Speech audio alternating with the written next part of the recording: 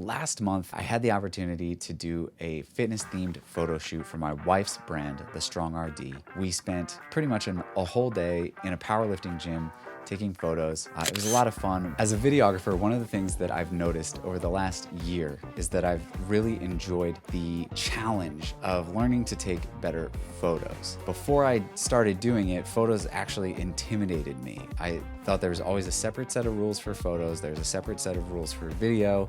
The editing process scared me, things like Photoshop, Lightroom.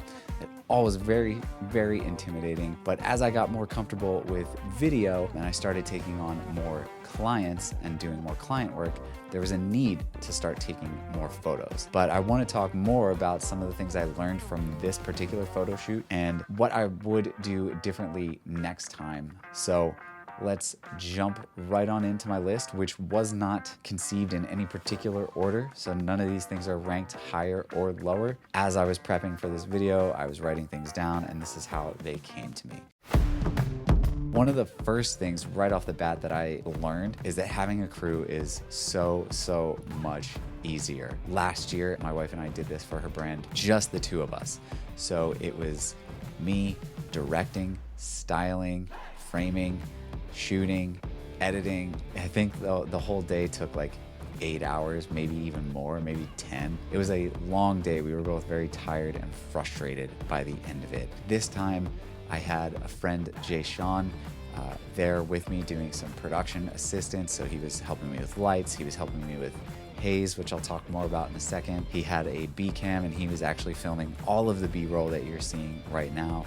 And throughout this video. That was really cool to have another technical person there. And then we had Hannah's cousin Ava there for makeup, hair, styling, and some reflector and negative fill work. It was just so much easier to have a crew of people there. We could all focus on our own tasks. I'm typically the only one there doing both photo and video, and it can get a little overwhelming at times, especially when you're working in a really large space or a really spread out space and you're running back and forth constantly. So I think having a team there for me was very new. It was super fun. It made things so much easier. And I think moving forward on any other shoots that I get to do like this in the future, I'm probably going to try to make sure that I can pull together a team. One of the other things that I learned from this shoot is to slow down. It's not a race to get to the end. Take the proper time to set up all your equipment, set up your shots, and not just like rushing around like a crazy person all day long. I think you wind up doing more work that way than by taking the time, slowing down, and really planning things out. And that's super helpful when you have a team too, because when you have a plan, you know, your team kind of all knows what needs to be done to get the goal accomplished, and they help out where they can. That even includes before the day of. So we did a lot of pre-production work on this shoot, and we talked out our plan beforehand. We came up with a list of 30 shots that we really wanted to accomplish, and the goal for that day was just trying to get those shots. Actually, I think we only talked about getting 20 and we wound up with 30, but we knew a number going in. These are the shots that we're hoping to get. This is the style that we're going for. Let's make it happen. So this third thing kind of goes with the first two, and that's just to have fun. You know, sometimes we get so serious on these shoots. You're in a rush, you're stressed out, you've got to get through your shot list, you've got to get through whatever you need to accomplish, but you forget to have fun, all right? So we made sure that we had drinks, we had snacks, we had music. I mean, luckily the gym was playing music, but I also carried with me a Bluetooth speaker. We all went out to eat afterwards and got to talk more and hang out and just make it a nice, relaxing end of the day versus, you know, being stressed out the whole day long. So definitely have fun. Don't be afraid to talk in between scenes and just like relax while you're setting up from shot to shot to shot.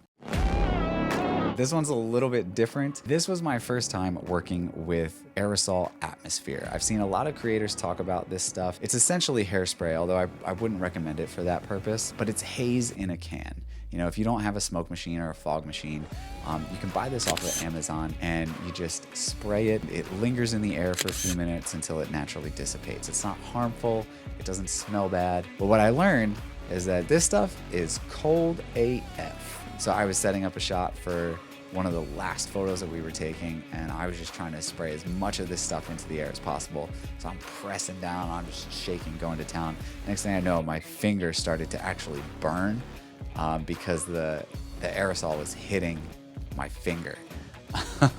So that wasn't pleasant for like a day or two after. I think my fingertip was tingling a little bit. So definitely be smart, be careful when you're using the aerosol. Wear gloves if you want to, you know, like surgeon gloves or something. A lot of people are probably going to be like, why are you going to wear gloves? But I think for next time I might actually bring gloves if I'm going to be handling the atmosphere. So to each their own. When I was planning for this shoot, I had everything locked and loaded, ready to go. I was bringing my GoPro. I was bringing my wireless mics, which I didn't even use. I had 4 different light setups. I had my 5-in-1 reflector.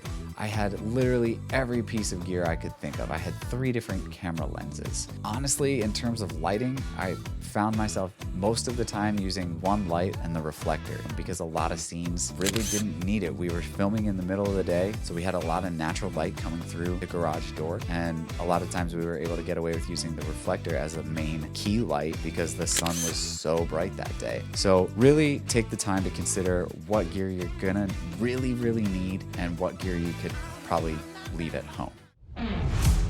Okay, so the last thing I learned on this most recent shoot, and I'm honestly surprised that I didn't learn it last year when we did it the first time, is that the electronic shutter is your friend. A lot of cameras have the mechanical shutter, which will take single shots, but most cameras these days will have an electronic shutter where they can shoot in higher speeds. For something like fitness, something like sports, something that's action related with a lot of movement, I think the electronic shutter is your friend. I missed quite a few shots of Hannah trying to get into her squats because I was trying to shoot one single picture at a time instead of just turning on the burst mode, pressing and holding the shutter, and really just trying to get as many shots as I could so that I could find the perfect photo later on. I wouldn't recommend doing this all the time for every single thing. I had it on when she was doing bicep curls later in the day, and I don't necessarily think I needed it for that because I wound up having to cull through a lot more bicep curl photos than we needed. But definitely for things like squats, deadlifts,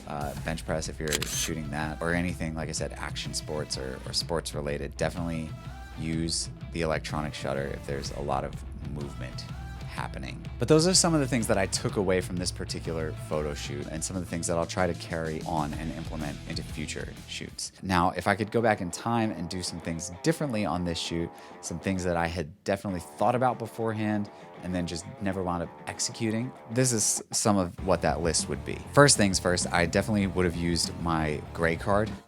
Yeah, so this is a gray card. It's got a gray card on one side and it's got a color checker on the other to make sure when you're setting your color profiles that red is red, blue is blue, yellow is yellow, etc. But I had picked this up a while ago and I never used it for anything. And I had literally just done research about how to get better white balance, how to get better exposure by using the gray card. And I just never took it out. And that kind of ties back in with the slow down piece of advice that I gave earlier. I just felt like I was going a little bit too fast. You know, we were guesstimating that the whole day would take between 4 and 5 hours, and I really wanted to hold to that. So I felt like me taking some time to pull that gray card out and set it up every time I swapped lenses, every time we changed scenes. I just felt like that was going to take too much time. But in the end, I kind of wish that I did it anyway because it probably would have sped up the editing process a little bit more. The gray card is not necessary, but I think it would have helped in this instance. The other thing is I would have tried to solidify the plan just a little bit more. Like I said, we knew that we wanted 20 to 30 photos. We had most of them mapped out. The rest of them we kind of made up while we were there. Obviously, things change on the day of. We know that, and you kind of have to account for that. But I knew the space that I was going to be in because I've been there a few times before. So it probably should have come up with a better workflow to get the shots that we wanted in a faster period of time just by working the space in a more efficient way. So if you're working on a location and it's somewhere you've never been, maybe it's beneficial to go out and scout the place first to sort of get a feel for it, get a feel for how you can be most efficient in that space. That's definitely something that I would do differently on a future shoot. The last thing that I would say, and this might not always apply, is that I would maybe bring somebody else out to the shoot. We had a great team, but in this day and age of social media, you know, this first and foremost was a brand photo shoot. It would have been nice to have somebody there who had access to Hannah's brand Instagram, where they could go on and film things that were happening or take photos of things that were happening while Hannah was busy being the talent. Maybe even somebody else to come onto my Instagram. Neither one of us really had time to think, oh, we should put this on our stories, we should put this on social. So I think for future photo shoots, and definitely if I could go back in time on this one, I would bring an extra set of hands along, somebody whose dedicated job it is to capture content for social media, because that's super, super important. So that's just a few of the things that I would have done differently. But let me know what you thought of this style video down in the comment section below. I really want to document my journey as a creative with you and take you behind the scenes on some photo shoots and take you behind the scenes of video shoots, tell you what I learned, the mistakes that I made, the things that I think I could have done better. And I want to hear from you guys as well as some of the mistakes that you've made and learned from, so that we can really try to grow this community and help beginner creatives get better. So if you liked this video, and you want to see more content like it, give it a thumbs up, give it a subscribe, give it a comment. And if you want to see how I edited some of the photos from this photo shoot, then check out this video over here. Thank you guys so much for watching. I will see you in the next one.